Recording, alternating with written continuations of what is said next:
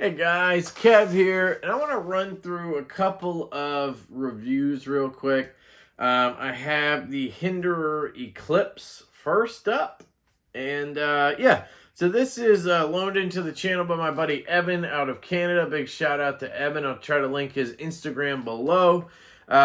This was sent to me by somebody else he bought it off of. He lives in Canada, and I proxy for Evan a lot. If you're curious about that kind of stuff, check out my knife ramble about international shipping, where I call everybody an asshole who doesn't ship internationally. That was mainly meant for like other YouTubers and stuff who do giveaways, and they're always like, I gotta be in the US. And it's like, why? As long as the international people understand they're gonna pay the difference in shipping, why does it matter? And you're not responsible for what happens, why not include them? That's my theory. Anyway. This is the Hinderer Eclipse with a red G10 scale. I do like this knife a bit better than I've liked any other Hinderer. I got to handle the Jurassic this weekend at the knife meetup, and I thought I liked that better, but this knife is just a little bit bigger. That was like a 3-inch, I think. This is just a little bit more ergonomic for my hand. I really like it. Aesthetically, I think it's cool. It's got a harpoon, got a little poon in there. Got the red G10, which isn't for me. I would swap that for some kind of micarta or something cool. You got the, whatever you call it, finish on this side. I think it's just their worker finish on this side. 20 CV blade on bearings. It basically drops shut. I just tightened it. I will say, all of the screws come loose. Like this screw down here is loose right now. I need to just spin it back in with my finger. Like it's really weird how loose these screws are getting and how fast it's happening. It's actually quite alarming. You need to Loctite the shit out of this knife. The pivot loosens all the time. These screws loosen all the time. It's really annoying. Okay, what else? This flipper tab, as per usual, sucks. It is the Hinderer Witch's Nose Crook Nose Flipper. It has a pokey poke right here. And it has jimping on the bottom for no apparent reason. Did you see that? This screw just came loose instantly. One flick and it flew. Jesus. What is the deal with this knife? One flick and I felt it just like spin out. That was crazy. Sorry. Ergonomically, it's comfortable in hand, left-handed or right-handed, no issues. These finger grooves match my large glove-sized hand basically perfectly. You kind of have a flipper choil going on. I don't know if that's why there's jimping there, but otherwise that jimping is just useless. I really don't understand it at all. It's extremely weird.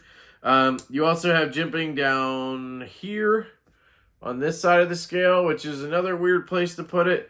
The only jimping that makes sense is like right here. So I don't understand it. I'm glad they didn't put it everywhere like the XM18, but the places they did put it are kind of dumb. So I don't like that. Yeah, the D10 on this is perfect. I have had no issues. Feels really good on the D10. Snaps out, locks up, again, drops shut. Fantastic. You can use the thumb stud left-handed. I've struggled with it right-handed because of the lock bar. You got to stay off of it. And then you can shoot it out. The right-handed reverse flick is very good. The left-handed one is tough because of the lock bar. If you get off of it, you can kind of get it. It's kind of annoying. And we got another loose screw. Jeez, these are just coming loose instantly. Yeah, I mean, it cuts well. I didn't go crazy. It's not my knife. It looks relatively kind of thick, honestly. But it did cut through paper pretty well. It looks like it has maybe a secondary edge on it, like somebody else put it on there, but it cuts well. It carries okay. It's kind of heavy. If you throw it in the air, test it. It's kind of heavy for its size, and I didn't really enjoy carrying it. I carried it in my back left pocket, and it sort of weighed me down a little bit. Sorry, this way. It just wasn't a ball. You have a decent amount sticking out of your pocket, but nothing crazy. It's okay. You just got to understand you're getting into a 5-ounce knife or whatever. But yeah, all in all, Hinderer Eclipse is a pretty sweet knife. If you're into Hinderers, I think it's a great, it's my favorite Hinderer by far, so far that I've handled. I've handled the half track, the Jurassic, the 3.5 inch XM18, and I've handled the Fire Tack. And this has been my favorite by far at this point. You just got Loctite the living shit out of it. Okay, so that is the Hinderer Eclipse. Next up, I have the Finch Knives Cherry Bomb. So this was sent in to me by Finch Knife Co. Really appreciate that. It's dead nut centered. This one I really enjoyed. Aesthetically, it looks really cool. It's kind of like a shrunken down devil's finger with the holiday 1929 aesthetic. I'm really looking forward to that new one coming out, the Harvester. That's the best looking design I've seen from them, and I love their designs.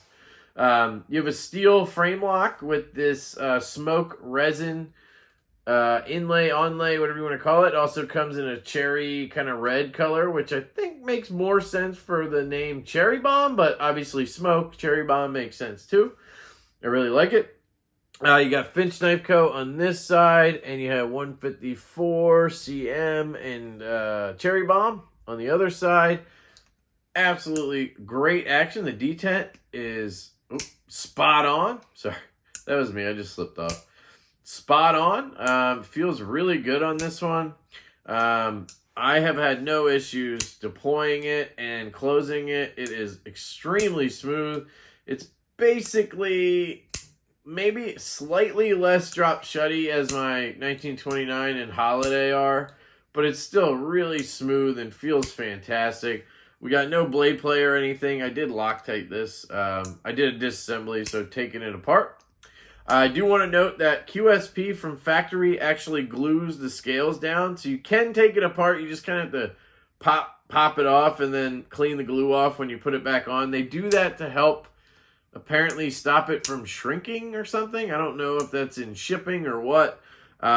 Finch has said they would like them to stop doing that, but it's something they have to do. QSP, they feel like it's something they have to do for like quality control concerns. They don't want shrinkage or whatever. So that's fair enough. If the OEMs think they got to do something and they have a good reason, I can play ball, right? So it makes sense to me. You have T6 hardware, which kind of sucks. The pivot's T8, obviously. But it's ergonomic. Just fits all four, but of course I'm going to use the Finch flipper choil, and it actually feels fantastic in this grip. It cuts extremely well. This full flat grind, saber grind feels absolutely fantastic. It's thin behind the edge. They always have an excellent edge on them. Yeah, I very much enjoyed carrying this. It is a little heavy. It is a steel frame lock, so if you've handled the 1929, you kind of understand what I'm talking about. It's a little heavy for its size because it's steel instead of titanium. But it's pretty easy to get used to because it's not large, so it's not like super heavy, if that makes sense. It's just heavy for its size. It is about $129. You should be able to pick these up in a lot of places right now. You could definitely check White Mountain Knives and use my code LEFTY10. They may have them. You can also check out Finch's website to see if they have them there. Traditionalpocketknives.com, I think. And then all your major retailers as well. Very, very sweet knife coming in from Finch. Thank you to them for providing this to the channel. All right. Next up, we have the Real Steel Rokot. So this was loaned in to me by my buddy Brent over at Backpack B. He has become a good buddy at this point. And this knife is fan-friggin-tastic, except for that one issue right there. The lock bar access sucks. So you have a reversible clip, which mounts from the rear. I enjoyed flipping this over. It's a little bit of a pain in the ass because you got to pull a barrel out, and then you got to pick it, turn it, put it down, get the barrel back in, then the screw, get them to seat and tighten right, get everything lined up. Sometimes it's a pain to push the clip out. You got to loosen other stuff. You got to have a flathead that's absolutely tiny for these screws. That kind of sucks, but obviously it's a one-time thing if you own this knife. If you're like me and, you know, it's a loaner, you got to flip back and forth, that's different, right? It has thumb studs, and it also has a front flipper, which both work very well. It's kind of, what do you call it? It's a learning curve. So I haven't carried this in like a day or two. So I'm used to other knives right now. Front flippers are kind of something you adjust to on every knife. But once you get the hang of where to put your thumb and slide forward, you really get the hang of it, and then it'll fly out every time. No problem, right? The thumb studs, while close to the scales, protrude enough, and they work so well. I very much enjoyed the thumb studs on this. You can reverse flick it left-handed. There is like a fuller in there as well, but I can't really get enough in there to like reliably flick it. You can do it, but it's not that reliable. The D10 is very light, but because of the way they put the stud so close, you just get a lot of leverage and it shoots out. And then, of course, with a front flipper, you don't need a ton of detent. The lock bar access is my main gripe. You can see there is none. It is so thin, and you have to like shove your finger to get it in and then hope you disengage it. It's one of those where you're hoping you get it. And you guys know I hate those. Not my favorite, but I still like it. Like, overall, I think the knife is fantastic. It's very ergonomic. It's very neutral, but the way they did it, it just fits my hand extremely well. And you can also climb up here, and you have control. I do hate the fact that this comes with N690. I'm hoping that there's like a fancy version out there with M390 and like titanium or something. I'm gonna look into that because, yeah, I really like this knife, guys. This is one of those, I didn't know it would be this good type of knives. I think this one's a Knife Nuts exclusive or something in Natural Micarta. Could be wrong. It's a big old knife. I mean, 3.5-inch blade, I'd say, at least. Russian made, designed by Ivan Braganets, which is Levon's like favorite dude. So it makes sense. He's got a lot of his knives that he sells on his site. Yeah, it's a really, really cool knife. I very much enjoyed my time with the Real Steel Rokot. And that's not a new one or anything. Then we have the... Oh, did I give it back to him? No. I did? Okay. I thought I kept the Real Steel Phasma, but at the meetup, I gave it back to Backpack B.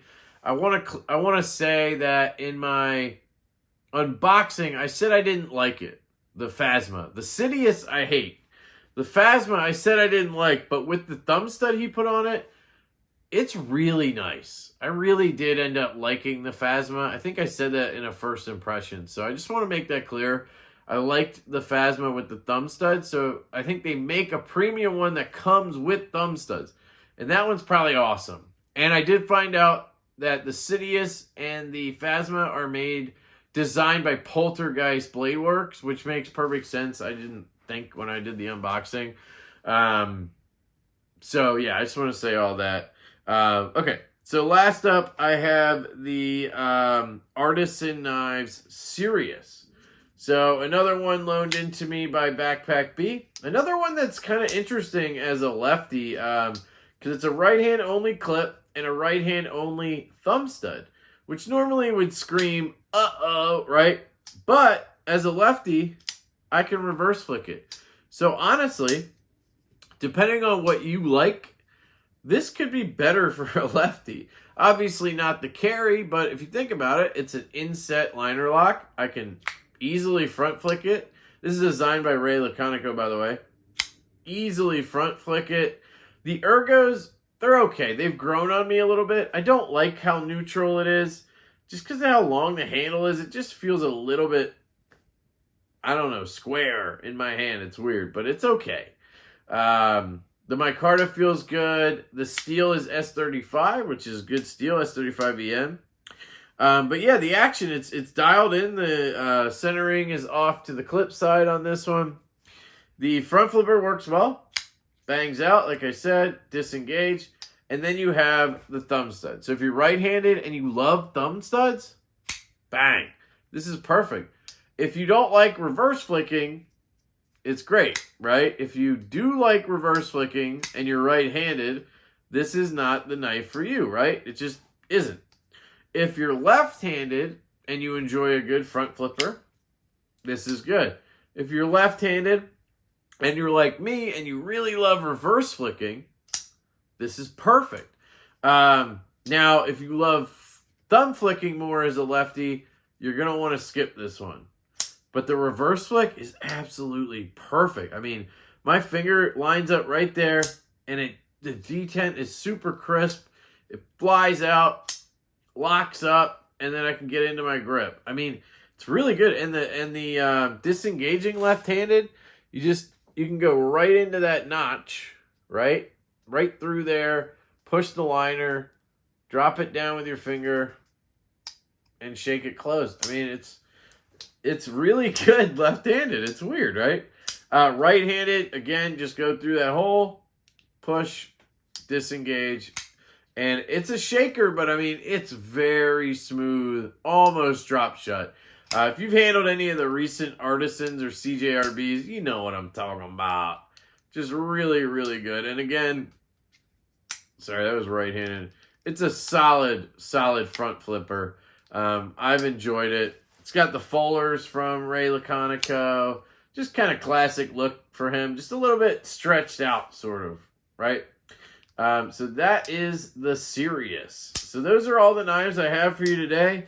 I just figured I'd group them together. It makes sense. So I don't want to do overkill with all these reviews for knives that maybe aren't like that high on my hit list. I like these knives, but I guess it's just stuff I needed to move, like send back or whatever. It's not really a reason why I don't like it as much or whatever. You will note that of these, the only one I own is the Finch Cherry Bomb. I did say they sent this into the channel, so I don't own any of these, or I didn't pay my money for any of these, so you got to keep that in mind when you watch my review. I always try to be very clear and upfront about that. None of these did I spend my money on. So if that bothers you in any way, if that takes away from my opinion or my thoughts in any way, that's up to you. But you have the information now, right? I really like the Cherry Bomb. Out of all of these, I think the Cherry Bomb would be my favorite, and the Rokot would probably be my second favorite out of these. Man, this Rokot, if it just had better access to the lock bar, it would be a freaking home run. It's already really good. And the Cherry Bomb is just another great knife from Finch, And I do like the Sirius. It's just, limiting yourself with one stud is kind of dumb. Even though it works for a lefty or a righty, it's kind of dumb to limit yourself. I don't really know why they do that with like the Rhea and this. And then you have the Hinderer Eclipse, which it's just not for me. It's not my style. But if you're into these big bruiser kind of working knives or whatever, then I totally get it. It's cool for sure. So that's it, guys. I love you all. I appreciate you so much. Subscribe. Hit the like button. Hit that notification bell. Sign up for my members. I set up the memberships. There's a little join button down there. You can watch a video of me blathering about you joining. Or you can hit up my Patreon. I also have t-shirts on my Teespring. I got affiliate links. I got all that shit down there. Go enjoy it. I love you guys. I really do appreciate it. I really do love you guys. I mean that. And I hope you have an absolutely fantastic day. And I will catch you later.